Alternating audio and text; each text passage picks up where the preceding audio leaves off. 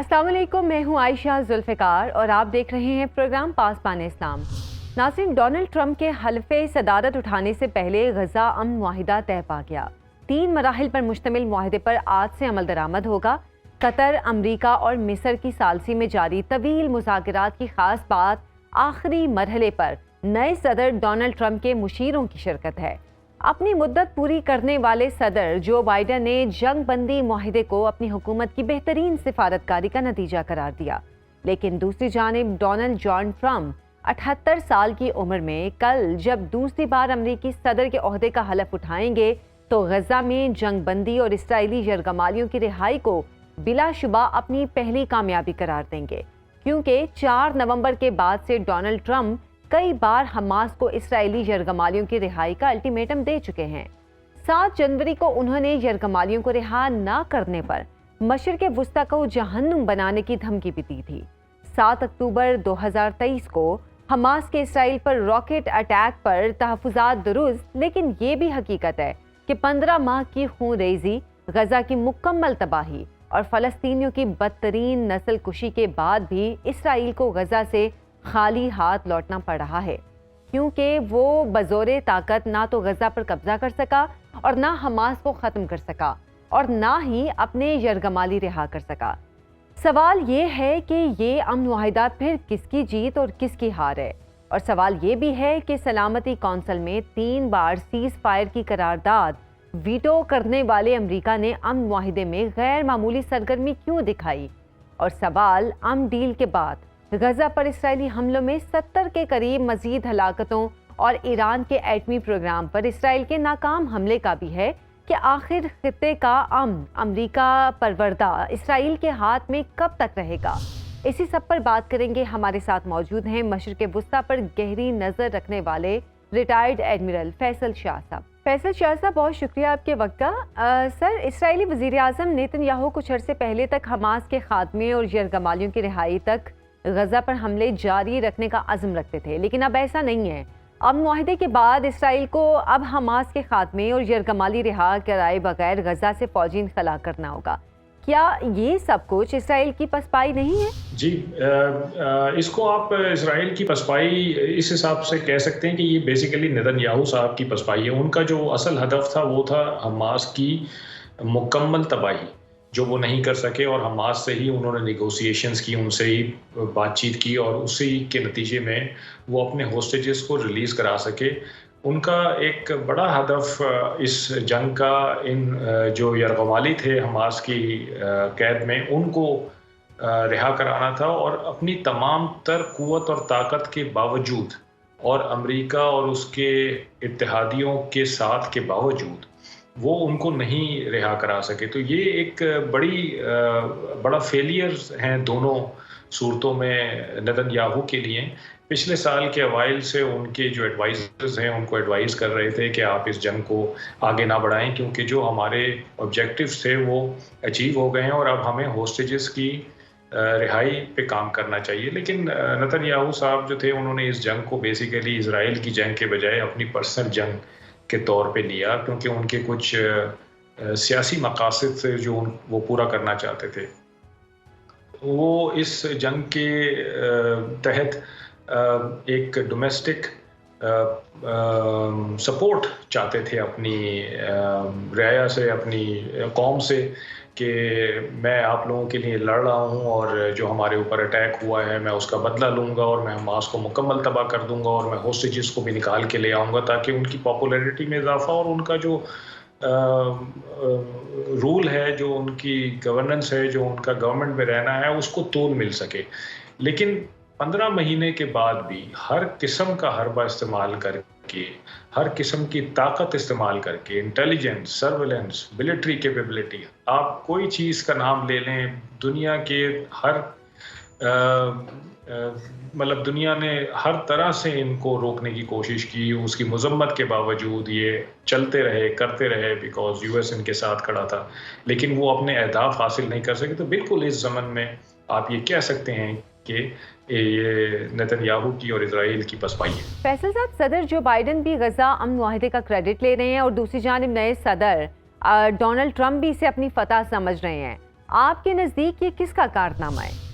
دیکھیے یہ دونوں کے لیے بڑا امپورٹنٹ موقع ہے، کیونکہ صدر بائیڈن جو ہیں وہ اقتدار چھوڑ رہے ہیں، اور ساری ان 15 مہینوں میں ساری جنگ کے دوران وہ اسرائیل کو آل آؤٹ سپورٹ کرتے رہے ہیں. ان کو پیسے بھی، ان کو ملٹری ہارڈ ویئر بھی، ان کو سرویلنس بھی، ان کو انٹیلیجنس سپورٹ بھی، ہر قسم کی سپورٹ انہوں نے دی ہے. اور اس کے باوجود وہ اپنی جو کینڈیڈنسی تھی پریزیڈنسی کے لیے وہ اپروو نہیں کرا سکے، اور اس کو ان کو چھوڑنا پڑا کمیلا ہارس کے ہاتھوں. تو ان کے لیے اب جاتے ہوئے کوئی ایسی چیز نہیں تھی جس کو وہ دنیا کو اور اپنی قوم کو یہ بتا سکیں، کیونکہ ڈیموکریٹک پارٹی نے آگے بھی الیکشنز میں حصہ لینا ہے، اور ان کے پاس کچھ نہ کچھ ایسا مواد ہونا چاہیے جس کو وہ آگے پلے کر سکیں. تو وہ اب جاتے ہوئے ہمیشہ یہ کہہ سکتے ہیں کہ جی دیکھیں، میں نے اپنے اقتدار میں ہوتے ہوئے آخری مراحل میں اس جنگ کو ختم کروا دیا، رکوا دیا. بے شک یہ ٹیمپرری عارضی طور پہ رکی ہو، لیکن وہ اس کارنامے کو ضرور انکیش کریں گے. جو ٹرمپ ہیں انہوں نے آنے سے پہلے کہہ دیا تھا کہ جی یہ جو تمام ہوسٹیجز ہیں ان کو میرے اوتھ لینے سے پہلے، یعنی 20 جنوری سے پہلے رہا ہو جانا چاہیے. اب وہ سارے تو رہا نہیں ہو رہے، لیکن ظاہری بات ہے کہ ایک ایگریمنٹ ہو گیا ہے جس کے تحت وہ 3 فیزز میں رہا ہوں گے. لیکن ان کے لیے بھی یہ ایک بڑا خوش آئند بات ہے کہ جی میں جب اقتدار میں آؤں گا تو اپنی اوپننگ اسپیچ میں شاید وہ اس بات کا ضرور ذکر کریں گے کہ دیکھیں جی میں نے یہ کہا تھا اور یہ ہو گیا ہے. تو میں وہ پریزیڈنٹ ہوں یونائٹڈ اسٹیٹس کا جو کہتا ہے وہ کرتا ہے، اور جو چاہتا ہے وہ پاتا ہے. تو یہ دونوں کے لیے بڑا اہم ہے، اور دونوں اس کو اپنے اپنے طور پہ اس کو اپنی لیگیسی میں انکلوڈ کریں گے اور اس کو پلے کریں گے. اچھا فیصل صاحب، امن ڈیل کے اعلان کے بعد بھی اسرائیل کے غزہ پر حملے جاری ہیں اور 100 سے زیادہ شہادتیں ہو چکی ہیں. یہاں سوال معاہدے کے تینوں مراحل کی خوش اسلوبی سے تکمیل کا بھی ہے. ڈیل پر مکمل عمل درآمد کا کیا امکان نظر آ رہا ہے؟ دیکھیے اسرائیل کو ہم سب جانتے ہیں، پوری ہسٹری ہمیں پتہ ہے کہ اس نے کبھی ایگریمنٹس کا، کبھی معاہدوں کا پاس نہیں کیا ہے، اور وہ اپنی منمانی کرتا ہے. ابھی کچھ دن پہلے ہی آپ دیکھیں کہ حزب اللہ کے ساتھ اس کا 60 دن کا امن معاہدہ ہوا تھا، جنگ بندی کا، اور اس کے بعد وہ لبنان میں مسلسل اٹیک کرتا رہا. جس دن یہ ڈیل ہو رہی تھی، جس دن یہ فائنل ہو رہی تھی، اس دن بھی تقریباً 61 فلسطینیوں کو اسرائیل نے مارا ہے مختلف حملوں میں. تو آپ اس سے اندازہ لگا سکتے ہیں کہ اسرائیل نے جو اپنے اہداف رکھے ہوئے ہیں وہ اس نے پورے کرنے ہیں، اور وہ کرتا رہے گا.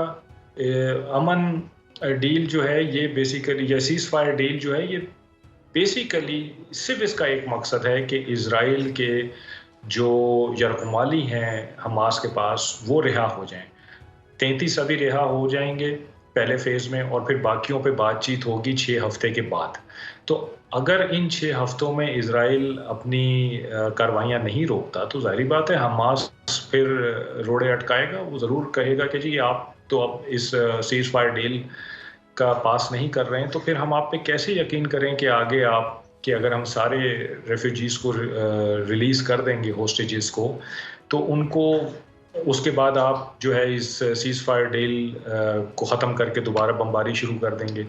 تو یہ بالکل ایک بڑی کیچی سچویشن ہے، اور اسرائیل کی کوشش ہوگی کہ ہم کسی نہ کسی طرح اپنے پورے 93 جو یرغمالی ہیں ان کو رہا کروا لیں. حماس کی کوشش ہوگی کہ ان یرغمالیوں کے رہا ہونے سے پہلے کوئی ایسی مستند ان کے پاس گارنٹی ہو کہ جی ان کے رہا ہونے کے بعد بھی اسرائیل اس قسم کی کارروائیاں نہیں کرے گا.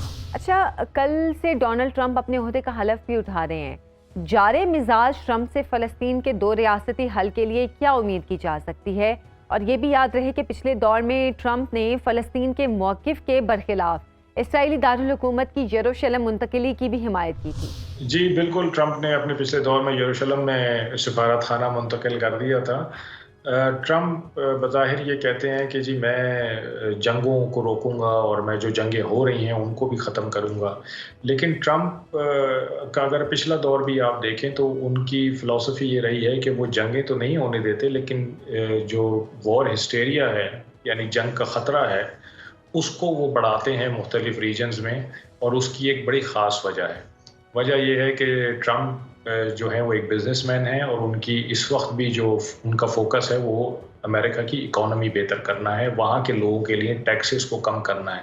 جب وہ ٹیکسز کم کریں گے تو ظاہری بات ہے کہ گورنمنٹ کا ریونیو بھی کم ہوگا. تو وہ ریونیو کہاں سے پورا ہوگا؟ وہ ریونیو پورا ہوتا ہے اسلحہ بیچنے سے. دیکھیں امریکہ کی جو اسلحہ کی آرگنائزیشن ہے, یا جس کو ہم ملٹری انڈسٹریل کمپلیکس کہتے ہیں, اس کا 60% کنٹریبیوشن ہے امریکہ کی ٹوٹل انڈسٹریل پروڈکشن میں. تو اگر یہ 60% پروڈکشن کا حصہ کہیں پہ بکے گا نہیں تو پھر اس کے ہونے کا کوئی فائدہ نہیں ہے. اور ویپن ہمیشہ وار سے پہلے بکتا ہے. ایک خطرہ جب کسی کو محسوس ہوتا ہے تو اس میں وہ ویپن خریدتا ہے. تو ٹرمپ جو ہیں وہ یقیناً اس قسم کی اسٹریٹجی اپنائیں گے کہ وہ دنیا کے مختلف علاقوں میں بشمول اسرائیل اور فلسطین میں وار ہسٹیریا کریٹ کر کے رکھیں گے تاکہ امریکن ویپن بکے.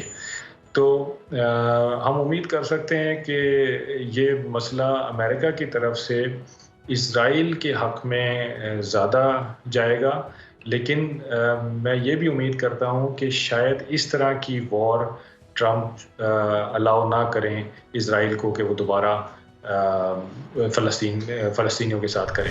بہت بہت شکریہ فیصل شاہ صاحب ہمارے ساتھ موجود تھے. ناظرین, جنوبی ایشیا عالمی طاقتوں کے لیے ایک اسٹریٹجک محاذ اور علاقائی سیاست کا وسیع میدان, اس لیے کہ یہاں 3 جوہری طاقتیں بستی ہیں. اس پر بات ہوگی ایک بریک کے بعد.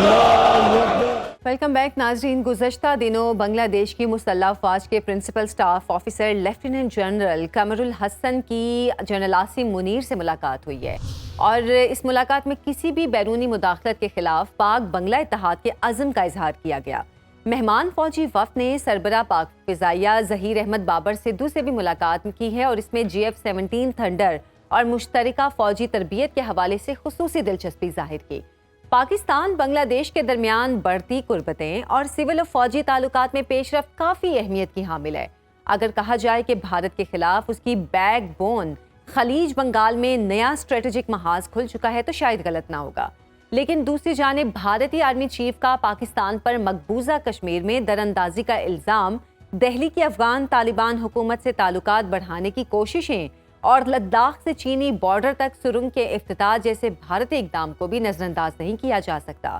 امریکی عہدیدار جان کربی نے سرحد پار دہشت گردی کے خلاف پاکستان کی اپیل سے متعلق ایک سوال کے جواب میں کہا کہ پاکستان کبھی بھی امریکہ کا ٹیکٹیکل اتحادی نہیں رہا اور دونوں ملکوں کے درمیان کوئی دفاعی معاہدہ موجود نہیں ہے.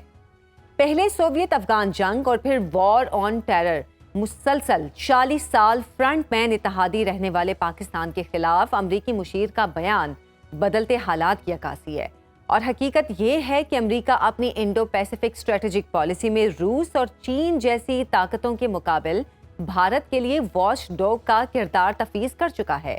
اس تناظر میں پاکستان کے لیے نئے علاقائی اتحادی ضرورت بن چکے ہیں, اور گزشتہ ہفتے ISI چیف کا دورہ تاجکستان اور اب بنگلہ دیشی فوجی وفد کی آمد پاکستان کی ترجیحات کے اظہار کے لیے کافی ہے.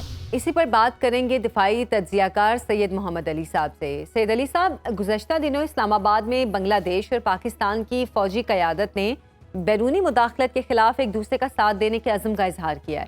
فوجی مہمانوں نے GF-17 تھنڈر میں بھی دلچسپی ظاہر کی ہے. تاثر تو یہ مل رہا ہے کہ جیسے پاک بنگلہ دیش کسی ڈیفنس ڈیل کے قریب ہیں. کیا کہیں گے آپ؟ دیکھیے, میں سمجھتا ہوں کہ یہ جو اعلیٰ سطحی وفود کا اور فوجی قیادت کا تبادلہ اور وزٹس ہو رہے ہیں پچھلے چند ماہ میں ڈھاکہ اور اسلام آباد کے درمیان, وہ اس بات کا ثبوت ہے کہ الحمدللہ پچھلے 50 سال کی جو ساری انویسٹمنٹ ہے بھارت کی جانب سے پاکستان کے خلاف بنگلہ دیشی بہن بھائیوں کے دلوں میں اور ذہنوں میں نفرت کا بیج بونے کی, وہ مکمل طور پہ ناکام ہو چکی ہے. دوسری بات یہ ہے کہ جیسے ہی جو بھارت نواز حکومت تھی شیخ حسینہ کی, اس کا خاتمہ ہوا اور وہ ملک سے فرار ہوئی, تو آپ نے دیکھا کہ ان کی نوجوان نسل کے جوش و جذبے کے تحت جو نئی حکومت ان کی مدد سے معرض وجود میں آئی ہے, اس نے فوری طور پہ پاکستان کے ساتھ تعلقات کی بحالی اور اس میں بہتری کا ایک نئے دور کا آغاز کیا ہے.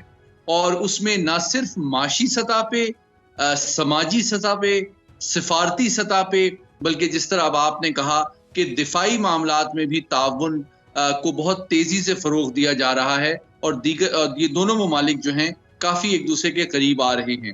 اور حالیہ جو ان کا اعلیٰ سطحی دفاعی وفد کا اسلام آباد اور راولپنڈی کا دورہ تھا، اس میں نہ صرف انہوں نے chairman joint chief of staff committee سے ملاقات کی، پاک فضائیہ کی قیادت سے ملاقات کی، پاک بحریہ کی قیادت سے ملاقات کی، پاک فوج سے ملاقات کی، اور پاک فضائیہ کا جو سرمایہ افتخار JF-17 تھنڈر طیارہ ہے، تو پاک فضائیہ کی اعلیٰ قیادت سے ملاقات کے دوران انہوں نے پاک فضائیہ کا جو سرمایہ افتخار ہے JF-17 تھنڈر، اس کا جو جدید ترین ورژن ہے بلاک 3، اس میں بھی گہری دلچسپی کا اظہار کیا ہے، اور یقینی طور پہ یہ بہت کم وقت میں پاکستان کا جو JF-17 تھنڈر اور اس کا بلاک 3 ہے، وہ عالمی دفاعی نمائشوں میں بہت اس کو پذیرائی حاصل ہوئی ہے، اور وہ دنیا کے صف اول کے جو لڑاکا طیارے، جس میں F-16 بھی شامل ہے، رافیل شامل ہے، بھارت کے طیارے شامل ہیں، ان کے مقابلے میں اس کو پسندیدگی کی نگاہ سے دیکھا جا رہا ہے۔ اور اس کا ثبوت یہ ہے کہ کئی ممالک جو ہیں وہ آلریڈی پاک فضائیہ سے یہ طیارہ خرید چکے ہیں اور اپنی فضائی حدود کے دفاع کے لیے استعمال کر رہے ہیں۔ تو میں سمجھتا ہوں کہ اس کے قوی امکانات موجود ہیں کہ بنگلہ دیش کی فضائیہ جو ہے، جو کہ ماضی میں بھی پاک فضائیہ کے ساتھ کافی قریبی تعاون کرتی رہی ہے۔ آپ کو بتاتا چلوں کہ ماضی میں بھی پاک فضائیہ نے اپنے جو پرانے طیارے ریٹائر کیے، جس میں F-6 تھا، اس کو بھی بنگلہ دیشی فضائیہ کے حوالے کیا گیا۔ پھر بعد میں F-7 جو ہے وہ بھی پاک فضائیہ کی طرح بنگلہ دیشی ایئر فورس کے زیر استعمال رہا۔ تو پاک فضائیہ کا جو تجربہ ہے، فنی مہارت ہے، اور اب جدید ترین طیاروں کی جو تیاری ہے، اس کو بنگلہ دیشی فضائی قیادت جو ہے وہ بہت اہمیت دیتی ہے، پذیرائی کی نگاہ سے دیکھتی ہے، اور اس کے قوی امکانات موجود ہیں کہ مستقبل میں وہ اس کو خریدنے کے اوپر بھی غور کر سکتی ہے۔ اچھا سید علی صاحب، پاکستان بنگلہ دیش کے درمیان 54 سالوں کی دوریاں 5 مہینوں میں سمٹ گئیں، اس تبدیلی کی بنیادی وجہ کیا ہے؟ کیا ہم کہہ سکتے ہیں کہ ملک کی باغ ڈور سنبھالنے والی نئی بنگلہ نسل پاکستان کے ساتھ ملی احساس کے رشتے میں بندھی ہے، یا انہیں بھارت کی سپرمیسی کسی آنکھ نہیں بھا رہی، کیونکہ وہ جانتے ہیں کہ بھارت بنگلہ دیش سے دو طرفہ تعلقات نہیں رکھتا بلکہ اس کے معاملات میں کھلی مداخلت کرتا ہے؟ دیکھیے، میں سمجھتا ہوں کہ یہ دونوں معاملات جو ہیں بیک وقت ان میں کافی وزن پایا جاتا ہے، بلکہ میں سمجھتا ہوں 3 وجوہات ہیں جس کی بنیاد پہ اتنے قلیل وقت میں بنگلہ دیشی نئی قیادت جو ہے پاکستان کے اتنا قریب آ رہی ہے۔ پہلی بات بالکل صحیح ہے کہ پچھلے 54 سال میں بھارت نے جو بنگلہ دیشی عوام کے دلوں اور ذہنوں میں پاکستان نفرت کا اور اسلام دشمنی کا بیج بونے کی کوشش کی تھی، وہ شیخ حسینہ کے تختہ الٹنے جانے کے بعد بالکل اکھڑ چکا ہے، اور اس کا کوئی اس کو سپیس بنگلہ دیش میں نہیں مل رہی ہے۔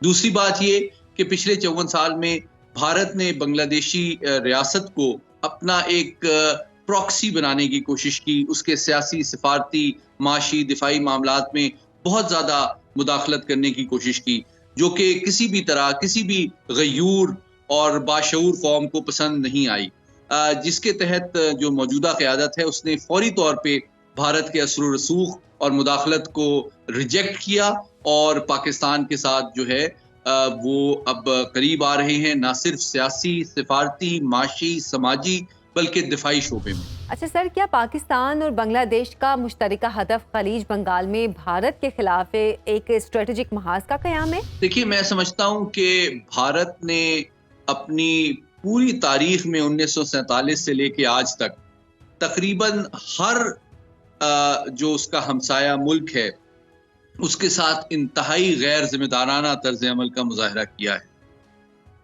نہ صرف یہ کہ انہوں نے دہشت گردی کو پناہ دی، دہشت گردی کو ہوا دی، بلکہ سیاسی، معاشی اور دیگر معاملات میں مداخلت کی بھی، اپنے ہر ہمسائے کے اندرونی معاملات میں مداخلت کی ہے۔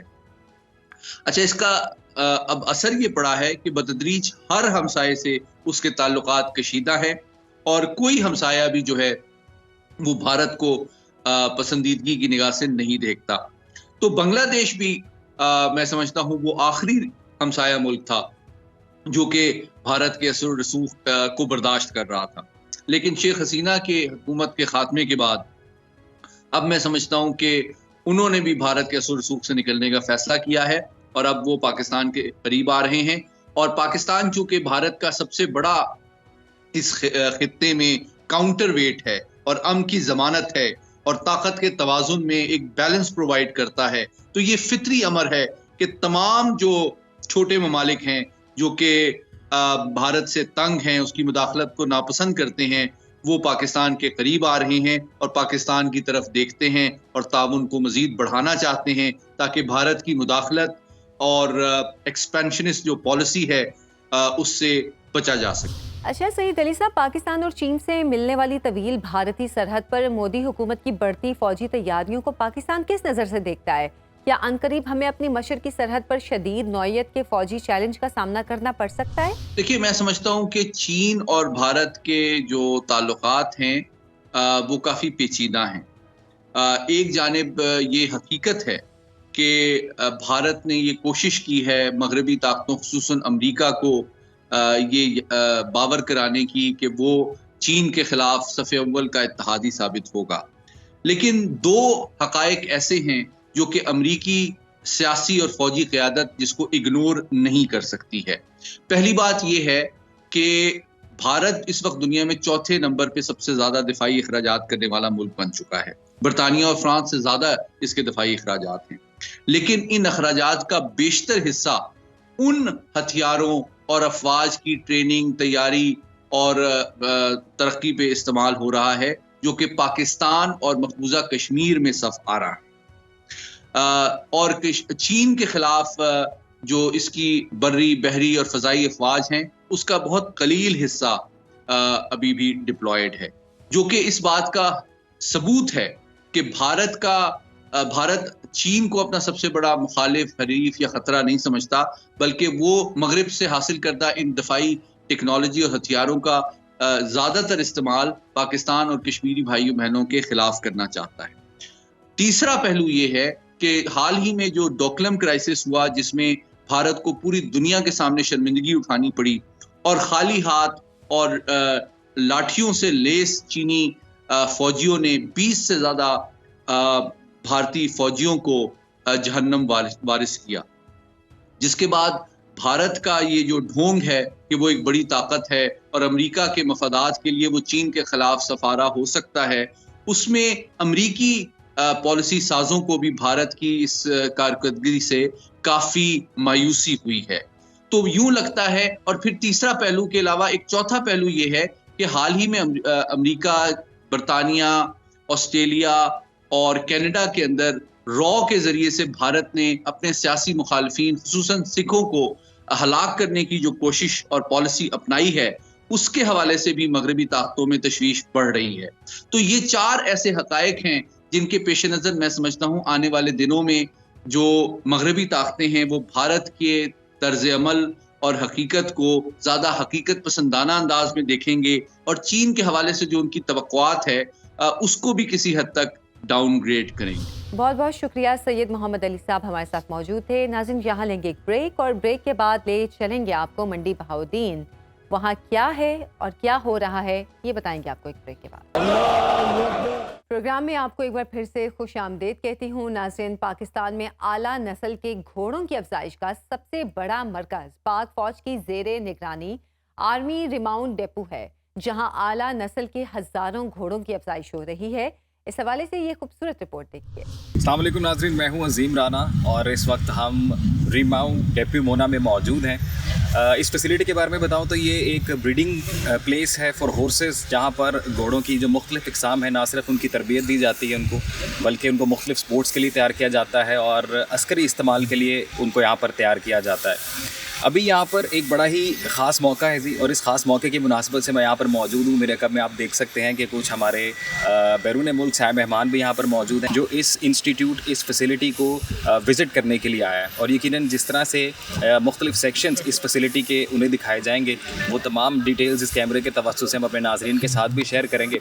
तो फ़िल वक्त हम यहाँ पर मौजूद हैं इस ख़ास मोमेंट को कवर करने के लिए।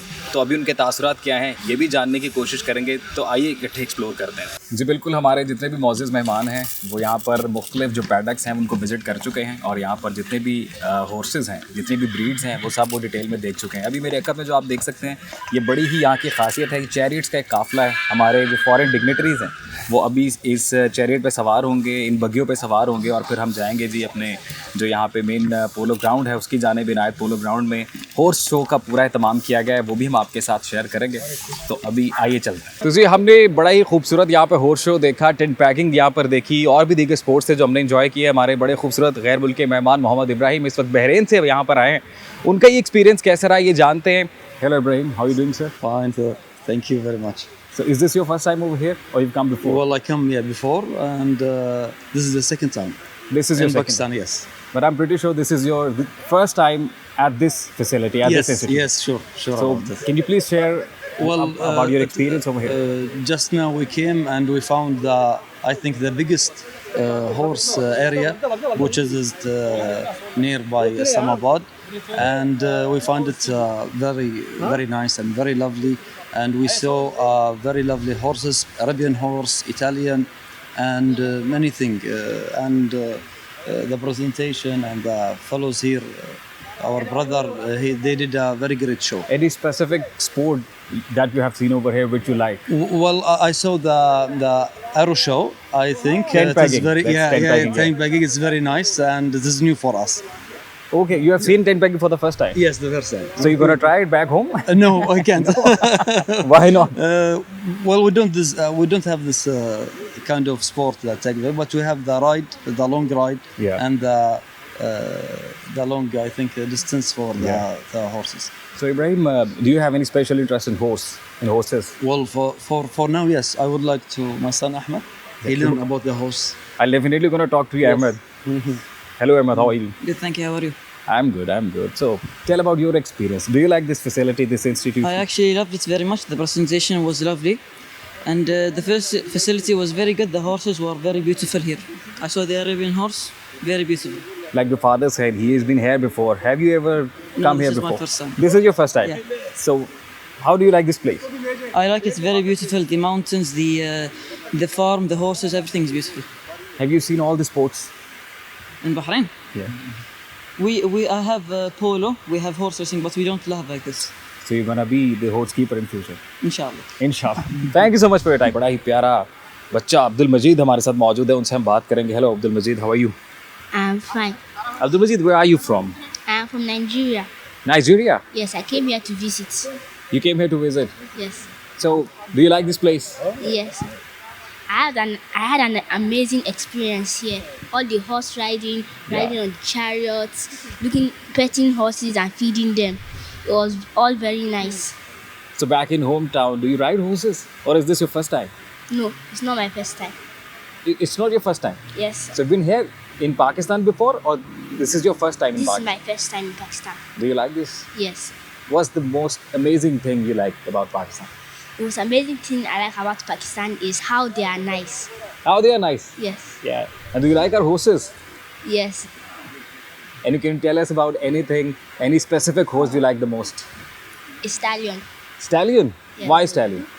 Because they gallop faster than other horses and they are also nice. They don't skip, they don't attack for no reason. Are you a horsekeeper? No, Or you want to one in the future? no. Why not? Because I want to have another future. So one last message for Pakistan, for Pakistani kids. Okay, what do you want to say about the Pakistani kids or the kids back in the hometown?